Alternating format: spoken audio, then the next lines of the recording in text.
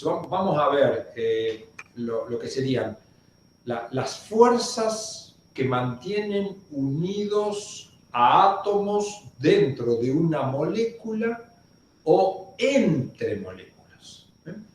Entonces, para esto nos vamos a situar en una proteína.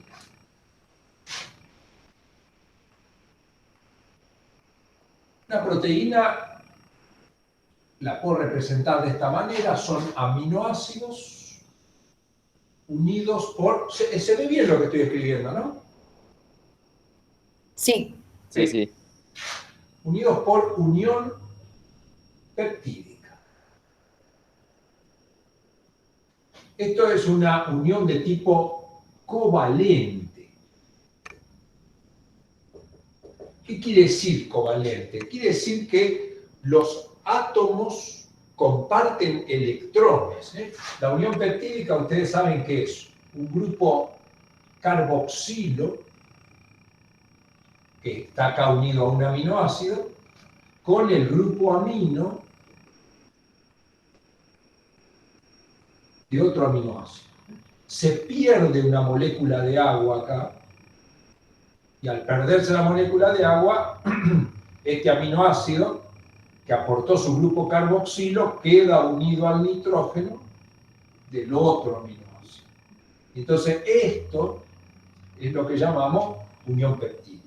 Y se mantuvieron unidos, ¿por qué? Porque esta línea, en realidad, son un par de electrones que, como el átomo, ustedes saben que en el núcleo tiene protones que son positivos. Entonces yo acá tengo en el núcleo del carbono muchas cargas positivas, en el núcleo del nitrógeno muchas cargas positivas, y entonces estas cargas positivas traccionan a los electrones, estos también, y en definitiva es como si yo me agarro de la mano de otro y tracciono, me voy a juntar. Entonces, la unión peptídica es compartición de electrones, es tremendamente fuerte, siempre que hay compartición de electrones es tremendamente fuerte, y si yo la quiero romper, es decir, quiero volver hacia atrás, le tengo que volver a agregar agua. Por eso decimos que para romper esto es una hidrólisis.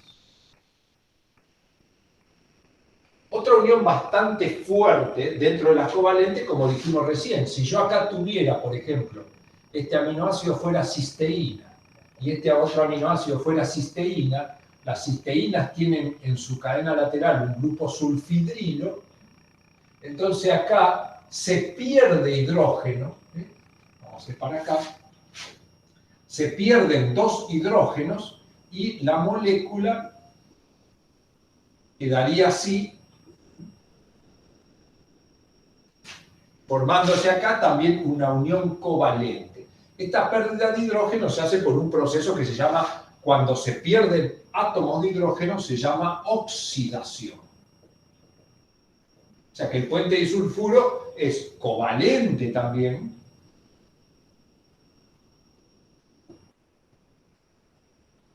Es covalente.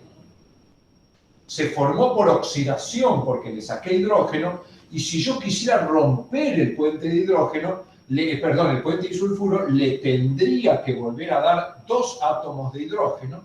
Y ese proceso de dar dos átomos de hidrógeno es un proceso químico que se llama reducción. Es decir, que tanto la unión peptídica como el puente disulfuro se rompen por procesos químicos. Uno es la hidrólisis, o sea, el agregado de agua a la unión peptídica, con la cual la rompo y la transformo nuevamente en carboxilo e en amino, y el puente de hidrógeno es por reducción, es decir, agregarle hidrógeno para que los grupos sulfídicos se vuelvan a separar. Entonces, estas dos son fuerzas covalentes extremadamente fuertes.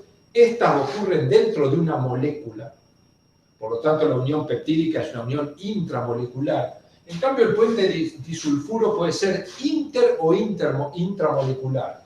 Yo puedo tener, por ejemplo, una proteína donde hay un puente disulfuro acá, o puedo tener otra proteína donde se estableció un puente disulfuro acá. Entonces este sería un puente disulfuro intracatenario y este un puente disulfuro intercatenario. Trasladándolo a las cosas que estudiamos, me dice, bueno, esto es química pura, ¿para qué me sirve si yo voy a ser médico? Si yo esto lo traslado a anticuerpos, ustedes ya habrán estudiado, seguro, me imagino que Ana, por ya lo que charlamos, ya sé que lo estudió, no, que espero no equivocarme. Usted estudió los anticuerpos que están formados por 4 cadenas. Dos cadenas que son livianas, que las represento de esta manera, y 2 cadenas que son más largas, que las represento de esta manera, y que me permite representar una inmunoglobulina como una letra Y. Eso es una representación mental que no hacemos, no tiene esa forma, ¿cierto? Pero sí tiene 2 cadenas livianas, 2 cadenas pesadas. Entonces nosotros vamos a encontrar que en las cadenas pesadas hay puentes disulfuro que están ubicados de esta manera. Los dibujo así, pero por supuesto acá hay azufre y azufre. En general en las cadenas pesadas hay 4 puentes disulfuro intracatenarios entre cisteínas de la misma cadena, y en las cadenas livianas hay 2 puentes disulfuro que determinan dominios, que se llaman CH1, CH2, CH3, etc. No importa mucho eso. Y después hay puentes disulfuro que unen de esta manera a las a las cadenas, las livianas con las pesadas y las pesadas entre sí. El puente disulfuro que nosotros estudiamos toma un rol importante en la estructura de la inmunoglobulina, y si yo a una inmunoglobulina le aplicara un proceso químico conocido como reducción, rompería esos puentes de hidrógeno y obviamente la inmunoglobulina que tiene estructura cuaternaria dejaría de tener. Entonces, bueno, ahí relacionamos un poco las cosas que estudiamos y la importancia que tienen. O sea, la función de una inmunoglobulina depende mucho de los puentes disulfuro que tenga. Ahora vamos a las fuerzas. Estas son fuerzas fuertes que actúan dentro de una cadena o dentro y fuera de una cadena. Ahora, las que vamos a ver ahora, que son las que usted me preguntó, son las interacciones débiles. Dentro de las interacciones débiles tengo las fuerzas de Van der Waals, que las puedo dividir en 3 grupos. Dipolo-dipolo. Vamos a empezar a entender esto. En primer lugar, lo que tengo que entender es qué es un dipolo y qué es aquello que no es un dipolo. Yo llamo un dipolo cuando una molécula o una parte de la molécula tiene una pequeña división, separación de cargas. Si yo tengo, por ejemplo, esta fuera una molécula, y acá tengo una pequeña carga positiva y acá una pequeña carga negativa, normalmente se representa así como una letra delta. ¿Qué quiere decir? Que no tengo una carga completa, tengo un poquito de carga para este lado y un poquito de carga para este lado. Esto es un dipolo, que llamamos dipolo o dipolo permanente. ¿Cuándo ocurre eso? Cuando yo tengo átomos de diferente electronegatividad, especialmente cuando hay oxígeno o nitrógeno dando vuelta, se producen estos dipolos permanentes. En cambio, si yo tengo una molécula cuya carga positiva y negativa coinciden, están en el mismo sitio, esto decimos que es una molécula o una estructura apolar. Ahora, si esta estructura por alguna causa, de repente,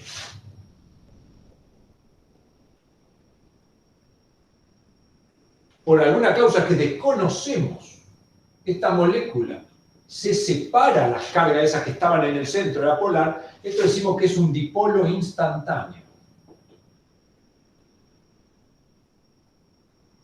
Pero si esto estaba al lado de algo que era apolar, cuando esto de repente ponga la carga negativa acá, ¿qué va a hacer? Va a atraer la carga positiva hacia acá y la carga negativa la va a rechazar, porque negativo se atrae con positivo y se rechaza con otro. Entonces esto que se formó acá es un dipolo inducido.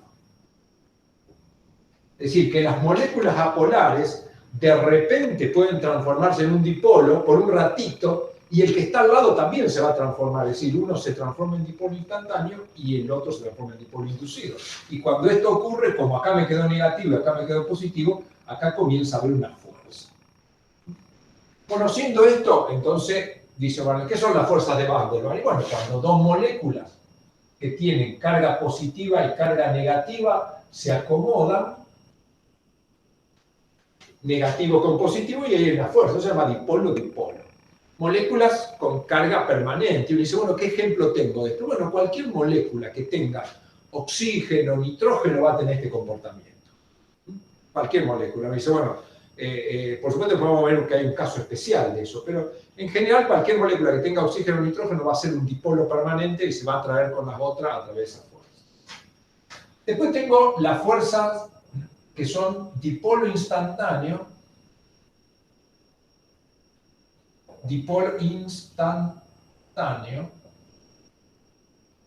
dipolo inducido. Estos se llaman habitualmente fuerzas de London. Y ocurren de esta manera. Moléculas apolares que están una al lado de la otra, de repente una se volvió loca, se transformó en un dipolo instantáneo y la de al lado no tiene otra cosa que obedecer, rechaza carga, atrae carga y se establece esta unión, que es mucho más débil que esta, por supuesto. Y después tenemos la interacción ion-dipolo. Nosotros sabemos que en los fluidos biológicos hay iones. ¿Qué son los iones? Bueno, parte de estructuras con cargas netas, positiva y negativa. Por ejemplo, un grupo amino es positivo, un grupo carboxilo es negativo. Entonces, la interacción ion-dipolo, que por ejemplo, supongamos que yo tengo un carboxilo, que el carboxilo es una estructura así, que está unida a un grupo R, que tiene carga negativa. Entonces, si yo tuviera un dipolo permanente, el dipolo permanente viene, se acomoda acá con su carga positiva hacia este lado y su carga negativa hacia este, y ahí se estableció una interacción ion-dipolo. Son, por ejemplo, interacciones que ocurren en las proteínas entre los grupos carboxilo y las moléculas de agua, o entre los grupos amino y las moléculas de agua. Entonces, eso es lo que va haciendo que se forme esa capa de solvatación que tiene. Esas son las que se conocen como fuerzas de Van der Waals. Y después tenemos los puentes de hidrógeno, que es un caso especial. Es un caso especial de dipolo permanente.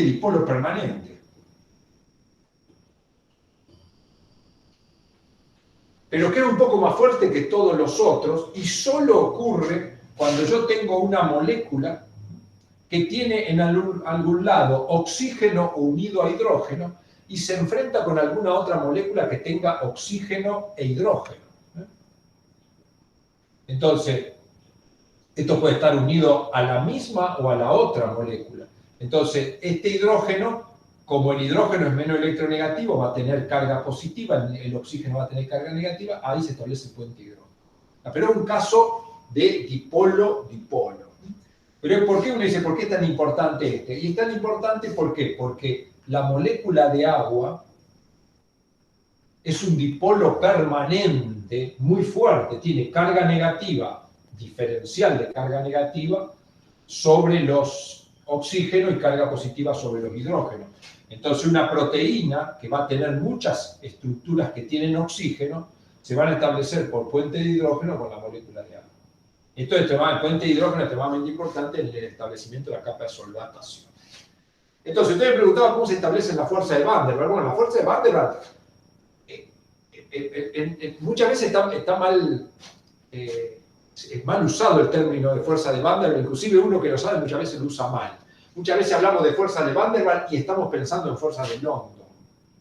Entonces, la clasificación adecuada sería esta, ¿no es cierto? Entonces, bueno, creo que la mejor forma de presentarlo es decir que bueno, las fuerzas de Van der Waals son fuerzas débiles que intervienen en diferentes estructuras, no solo en las proteínas, los ácidos nucleicos también, que las puedo clasificar de diferentes tipos. Y bueno, esta es ya una interpretación. Las fuerzas de London son las más difíciles de entender, pero tengo que entender esto, que es una molécula polar que de repente se transformó en un dipolo, luego va a volver a ser apolar. Cuando vuelva a ser apolar, esta también va a volver a ser apolar, esta fuerza desaparece. Por eso esta es mucho más débil que esta, porque esta está siempre, en cambio esta no. Y esta está siempre, y esta también está siempre. Lo que sí es importante, todas estas se rompen básicamente por aumento de temperatura. Cuando yo aumento la temperatura, como esas moléculas, la temperatura lo que hace es aumenta la energía cinética, como las moléculas vibran, en un momento se rompió. En cambio, la unión peptídica vibra, pero es tan fuerte que no es suficiente, tengo que hacer otras cosas. O colocar una enzima, o colocar ácido, o algún compuesto químico que la haga más sensible. No sé si le respondí, Ana. Sí, sí. No sé si no la dormí con toda la explicación, pero bueno, yo acá en la clase consulta lo tratamos de explicar en profundidad, pero no quiero que le quede claro, digamos, las primeras preguntas que yo le hice sobre fuerza me dieron la impresión que entendía bien el tema. Así que bueno.